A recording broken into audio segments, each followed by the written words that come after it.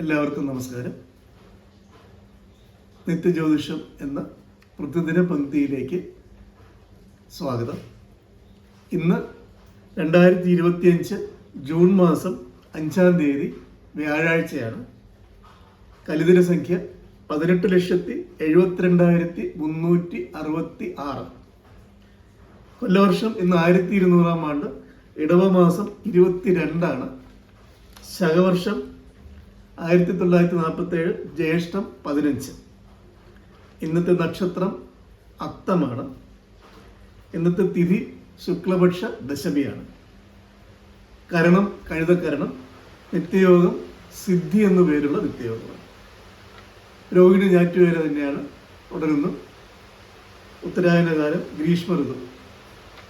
ഇന്നത്തെ സൂര്യോദയം 6 മണി കഴിഞ്ഞ് 6 മിനിറ്റും ഇന്നത്തെ അസ്തമയം വൈകുന്നേരം 6 മണി കഴിഞ്ഞ് 35 മിനിറ്റിനുമാണ്.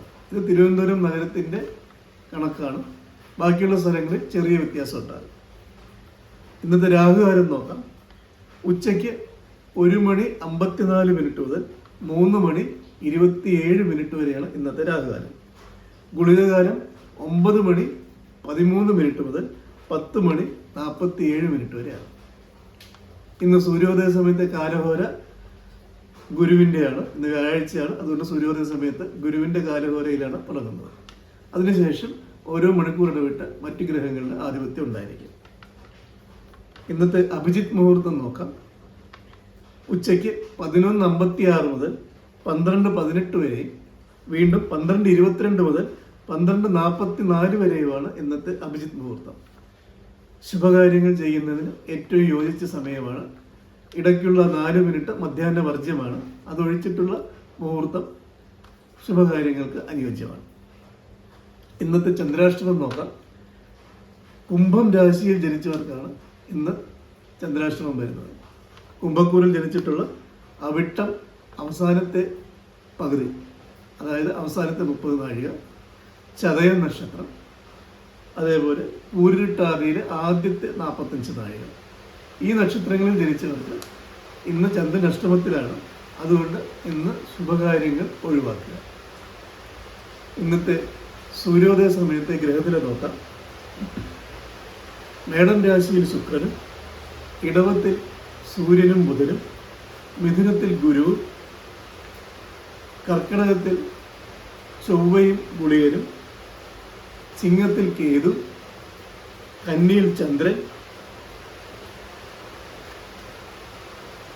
മീനത്തിൽ ശനി.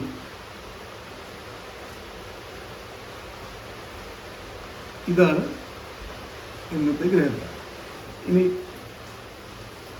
ലഗ്നം തൊട്ടുള്ള 12 ഭാവങ്ങളെ പറ്റി മുമ്പൊരു അവസരത്തിൽ പറഞ്ഞിട്ടുണ്ടായിരുന്നു. ലഗ്നത്തിനെ നമ്മൾ 1-ാം ഭാവം എന്ന് പറയും. അതിനുശേഷം പ്രദക്ഷിണമായിട്ട് അതിനടുത്ത് വരുന്നത് 2-ാം ഭാവം, അതിനുശേഷം 3-ാം ഭാവം.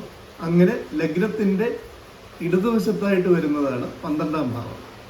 ഈ 12 ഭാവങ്ങളെ കൊണ്ട് എല്ലാ കാര്യങ്ങളും ഈ 12 ഭാവങ്ങളിലായിട്ട് ഉൾക്കൊള്ളിച്ചിട്ടുണ്ട്. അതല്ലെന്നുണ്ടെങ്കിൽ നമ്മുടെ ജീവിതത്തിൽ അനുഭവിക്കുന്നതും അനുഭവിക്കാനിരിക്കുന്നതുമായിട്ടുള്ള എല്ലാ കാര്യങ്ങളും ഏതെങ്കിലും ഒരു 12 രാശിയുമായിട്ട് റിലേറ്റഡ് ആയിരിക്കും. അതെന്താണെന്നുള്ളത് വളരെ ചുരുക്കത്തിൽ നമുക്ക് നോക്കാം. 1-ാം ഭാവമായ ലഗ്നം കൊണ്ട് എന്തൊക്കെ കാര്യങ്ങളാണ് ചിന്തിക്കേണ്ടത്? ശരീരം സംബന്ധിച്ചിട്ടുള്ള കാര്യങ്ങളാണ് നമ്മൾ പ്രധാനമായിട്ടും ലഗ്നത്തിനെ കൊണ്ട് ചിന്തിക്കേണ്ടത്. ശരീരത്തിൻ്റെ നിറം, ആകൃതി, ലക്ഷണങ്ങൾ ഇവയെല്ലാം ലഗ്നവുമായിട്ട് ബന്ധപ്പെട്ടിരിക്കുന്നു. അതേപോലെ നമുക്ക് ജീവിതത്തിലുണ്ടാകുന്ന ജയാപജയങ്ങൾ, കീർത്തി, സുഖം, ഓജസ്, ശക്തി, സൗന്ദര്യം, പ്രഭാവം, ബലാബലങ്ങൾ, ഇതെല്ലാം ലഗ്നത്തിനെ കൊണ്ടാണ് നമ്മൾ ചിന്തിക്കേണ്ടത്. 12 ഭാവങ്ങളിൽ വെച്ച് ഏറ്റവും പ്രധാനപ്പെട്ട ഭാവം ലഗ്നം തന്നെയാണ്. നമ്മളൊരു ഭാവത്തിനെ പറ്റി ഏതെങ്കിലും ഒരു കാര്യം നമ്മൾ അനലൈസ് ചെയ്യുമ്പോഴത്തേക്കും ആ ഭാവത്തിനെ പറ്റിയും ഭാവത്തിൽ നിൽക്കുന്ന ഗ്രഹങ്ങളെപ്പറ്റിയും ഭാവത്തിലേക്ക് ദൃഷ്ടി ചെയ്യുന്ന ഗ്രഹങ്ങളെപ്പറ്റിയും ഭാവാധിപതിയെപ്പറ്റിയും ആ കാര്യത്തിൻ്റെ കാരകഗ്രഹത്തിനെ പറ്റി നമ്മൾ ചിന്തിക്കണം. ഇത്രയും കാര്യങ്ങൾ ചിന്തിച്ചു കഴിഞ്ഞാൽ ഏതെങ്കിലും ഒരു കാര്യത്തിനെ പറ്റി ശരിയായിട്ടുള്ള ഒരു പ്രവചനം അല്ലെങ്കിൽ അഭിപ്രായം നമുക്ക് പറയാൻ പറ്റുകയുള്ളൂ. അതിൽ ആദ്യം വരുന്നത് അതാത് ഭാവങ്ങൾ തന്നെയാണ്. ഓരോ ഭാവത്തിൻ്റെ അധിപതിയെപ്പറ്റി നമ്മൾ നേരത്തെ പറഞ്ഞിട്ടുണ്ട്. ഓരോ ഭാവത്തിൻ്റെ അധിപതിയായിട്ടുള്ള ഓരോ ഗ്രഹങ്ങളുണ്ട്. ആ ഗ്രഹങ്ങളെ പറ്റിയും നമ്മൾ ചിന്തിക്കണം. പിന്നെയുള്ളത് രണ്ടാം ഭാവമാണ്. രണ്ടാം ഭാവത്തിന് ധനസ്ഥാനമെന്നും വിദ്യാസ്ഥാനമെന്നും പറയാറുണ്ട്. രണ്ടാം ഭാവം കൊണ്ട് നമ്മൾ ചിന്തിക്കേണ്ടത് കുടുംബം, ധനം, വാക്ക്, വലത്തെ കണ്ണ്, വിദ്യകൾ, പൂർവധനം, അവരവരാൽ ഭരിക്കപ്പെടുന്ന കാര്യങ്ങൾ, നിധി, നിക്ഷേപ വസ്തുക്കൾ, ഭക്ഷണം തുടങ്ങിയ കാര്യങ്ങളാണ് രണ്ടാം ഭാവം കൊണ്ട് നമ്മൾ ചിന്തിക്കുന്നത്. അടുത്തത് മൂന്നാം ഭാവമാണ്. മൂന്നാം ഭാവത്തിന് നമ്മൾ ജ്യോതിഷത്തിൽ സഹോദര സ്ഥാനം എന്നാണ് പൊതുവെ പറയപ്പെടുന്നത്. ഈ സഹോദര സ്ഥാനത്തെ കൊണ്ട് നമ്മൾ ചിന്തിക്കേണ്ട കാര്യങ്ങൾ പ്രധാനമായും ജ്യേഷ്ഠാനുജന്മാർ, വീര്യ, ശൗര്യ, ധൈര്യ, പരാക്രമങ്ങൾ, ദുർബുദ്ധി, കുടിലത്വം, സഹായം, പരാക്രമം, ആഭരണങ്ങൾ, വിശേഷ വസ്ത്രങ്ങൾ തുടങ്ങിയ കാര്യങ്ങൾ മൂന്നാം ഭാവത്തിനെ കൊണ്ട് ചിന്തിക്കണം. മറ്റുള്ള ഭാവങ്ങളെ കൊണ്ടുള്ള എന്തെല്ലാം ചിന്തകളാണ് നമ്മൾ വേണ്ടതെന്നുള്ളത് അടുത്ത ദിവസങ്ങളിൽ പരാമർശിക്കുന്നതായിരിക്കും. ഇന്നത്തെ നിത്യജ്യോതിഷം ഇവിടെ അവസാനിക്കുന്നു. എല്ലാവർക്കും നന്ദി, നമസ്കാരം.